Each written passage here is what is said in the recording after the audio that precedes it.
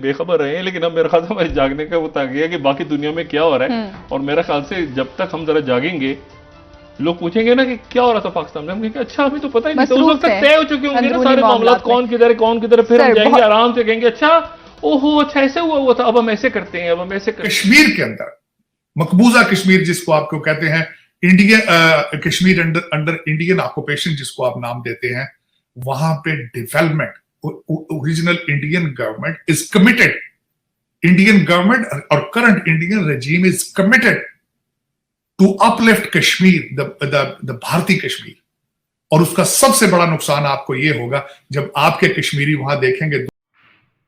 नमस्कार दोस्तों, आपका हमारे भारत अचरी न्यूज़ चैनल पे फिर से स्वागत है।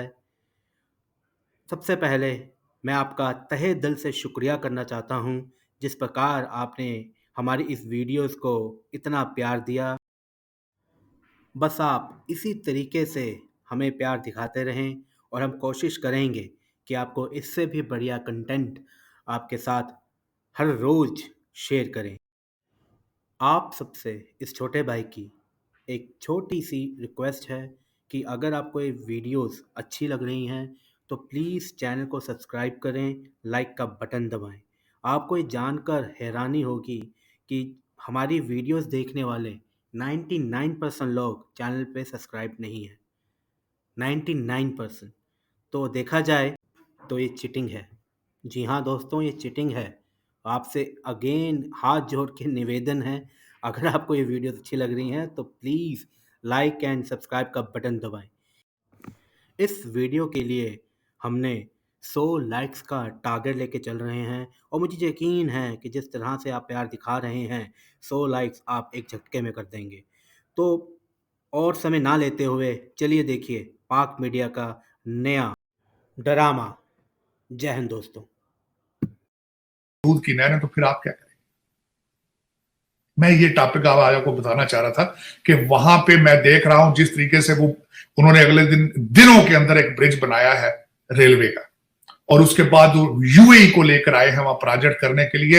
एक बहुत बड़ी मॉल बनाई जा रही है, उसके बाद हॉस्पिटल बनाए जा रहे हैं, नई यूनिवर्सिटियां मेडिकल स्कूल बनाए जा रहे हैं, और जितना पैसा वो इंफ्रास्ट्रक्चर पे लगा रहे हैं, आप अपने कश्मीरियों को किस तरह मुंह दिखाएं? भाई साहब आपकी वोट की हैसियत है क्या मेरी तरह कीड़े मैं तो एक 22 करोड़ आप मैं तो ये कह रहा हूं आटे की लाइनों में लोग मर रहे हैं, शर्म से डूब के मर जाना चाहिए। हमें शर्म से डूब के मर जाना चाहिए। शर्म से डूब के तो वो मरता ना, शर्म बाजार में बिकती नहीं, आबादी कंट्रोल नहीं हो रही, 90% लोग 2 वक्त की रोटी नहीं खा रहे, वो तो मौत के असबाब पैदा कर रहे हैं। ऐसी हुकूमत की तारीफ करें। हमारे पास तो है ही नहीं सर, पैसा नहीं है तो नहीं, पैसा तो आपके देखे ना, ये भारत का प्रॉब्लम तो नहीं ना, ये प्रॉब्लम भारत का नहीं है कि आप लूट के लंदन ले जाएं, आप लूट के दुबई ले जाएं, ये आपका प्रॉब्लम है, ये उनका प्रॉब्लम तो नहीं है। उनके मैं मिसाल देता हूं, पाकिस्तान ने इसको कंडेम किया है। जो स्टेटमेंट आई है दफ्तर खारजा की तरफ से बड़ी सख्त बहुत नाराजगी है, और कहा गया है कि ये जो करवाया जा रहा है क्योंकि यूएन की रेजोल्यूशन है वगैरह वगैरह, तो इसलिए कंडेम करें उसको। तो सर क्या इस बिना पर आप समझते हैं कि इंडिया रुक जाएगा? नहीं, सवाल ही नहीं पैदा होता। इंडिया, मैं समझता हूं कि हमारे अगले दिन अमीरुल मोमिनीन साहब ने खुद कह दिया कि इंडिया इज एशियन टाइगर। आपका मकबूल तरीन अगला आपका प्राइम मिनिस्टर जो उसने खुद उनको टाइटल दे दिया कि एशियन टाइगर है वो। अब किस तरह वो रुक सकता है? सवाल ही नहीं पैदा। नेटो कह रहा है हम मेंबरशिप देना चाहते हैं इंडिया को, वो आप कहते हैं कि वो रुक जाएगा। वो तो लार्जर देन एशिया हो चुके हैं इस वक्त। मैं सबसे बड़ी आपको बात बताना चाहूंगा, बल्कि जो आज की अभी मैं आपके सेगमेंट से पहले मुझे शौक है ये कि देखूं अमेरिका क्या कर रहा है, दूसरी दुनिया क्या कर रही है। मुझे तो शौक इन चीजों।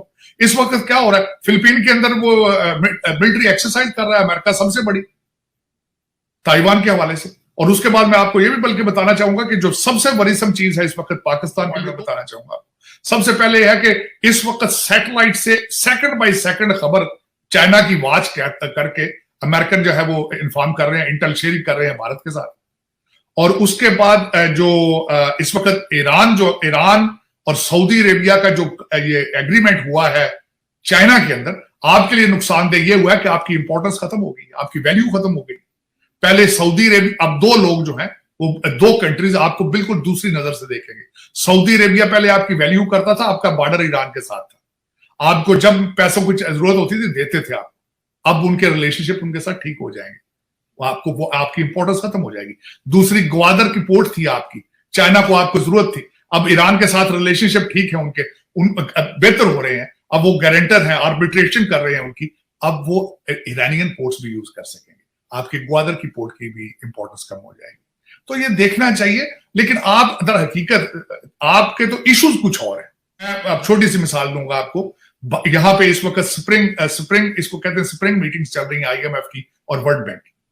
परसों यहाँ पे भारत की फाइनेंस मिनिस्टर यहाँ पे आई हैं, उनको तो पैसे नहीं चाहिए ना, वो तो मीटिंग्स अटेंड करने आई हैं, वो तो देखने आई है ना कि what is the trend of IMF, how the world bank is thinking about it, what is their planning for the 2023। आपने तो चलो पैसे मांगने आना था, लेकिन आप नहीं आए। क्यों नहीं आए?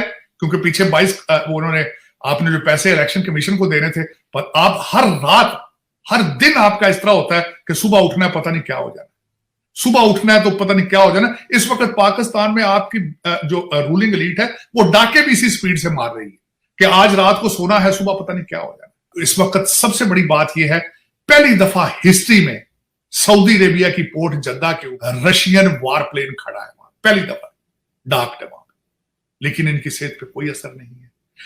उसके बाद बशरुल असाद, जिसके बारे में ये सीरिया का जो हेड है, उसके बारे में ये मुसलसल ये इनका ये कहते थे हमने उसको टॉपल करना है, वो सऊदी अरेबिया चला गया है, उसको अरब लीग की इनविटेशन आ चुकी है, लेकिन इनके को माथे में बाली। इनका एजेंडा क्या है मैं वो भी बता देता हूं कि अपने रिपब्लिकन अमेरिका के अंदर जो रिपब्लिकन है उनको किस तरह KGB स्टाइल पकड़ना है। यहां पे हमारे लिए लफ्ज इस्तेमाल किया जाता है होम ग्रोन टेररिस्ट। इन्होंने देखें डोनाल्ड ट्रंप के पीछे गए हैं। डोनाल्ड ट्रंप ने जब इनके एक जज के खिलाफ बयान दिया है तो फौरन थॉमस क्लेरेंस जो एक बहुत कंजर्वेटिव सुप्रीम कोर्ट के जज हैं, आजकल उसके पीछे पड़े हैं कि कहते हैं इसको इम्पीच किया जाए। तो दर हकीकत जब आप, मैं एक अर्ज करना चाहूंगा, जो मेरी पिछली स्टडी है पॉलिटिकल साइंस की और हिस्ट्री की, जब भी सुपर पावर्स डिक्लाइन में जाती हैं तो एक्सटर्नल थ्रेट्स नहीं होती, इंटरनल थ्रेट्स होती। तो this is what is going on. America is going through the अंदरूनी इंतशार विद इन इटसेल्फ।